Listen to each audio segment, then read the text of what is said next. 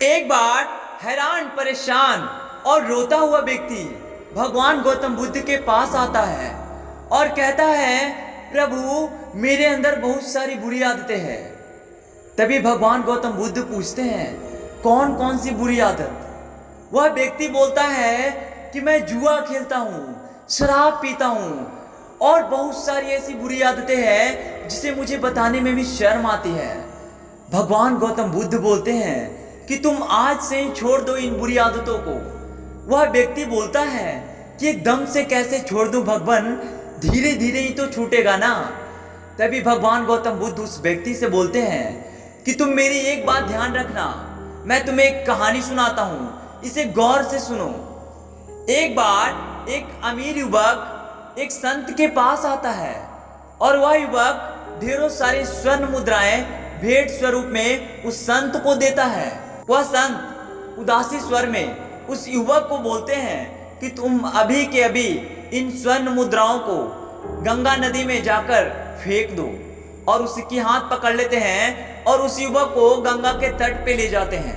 वह युवक स्वर्ण मुद्राएं गंगा नदी में फेंकना प्रारंभ करता है, लेकिन वह सोचता है कि क्यों ना मैं इसे एक एक करके और गिनकर फेंकूं।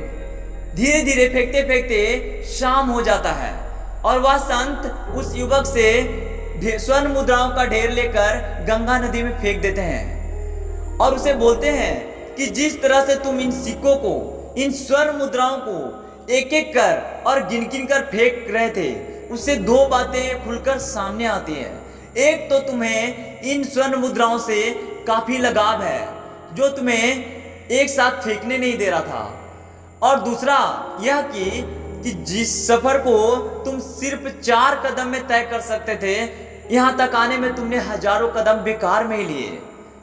तभी भगवान गौतम बुद्ध बोलते हैं कि जिन बुरी आदतों को तुम एक साथ छोड़ सकते हो, उसे धीरे धीरे छोड़ने का बहाना क्यों? वह व्यक्ति बुद्ध की बातों को सुनकर उसी समय उन बुरी आदतों को छोड़ने का कसम खाता है और वह सारी बुरी आदत छोड़ देता है। तो दोस्तों, अगर आपके अंदर भी किसी भी तरह का बुरी आदत है तो उसे धीरे धीरे छोड़ने का बहाना नहीं कीजिए। यह खुद से एक धोखा है, उसे तुरंत ही छोड़ दीजिए।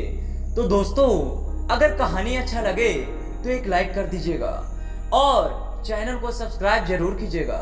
धन्यवाद दोस्तों।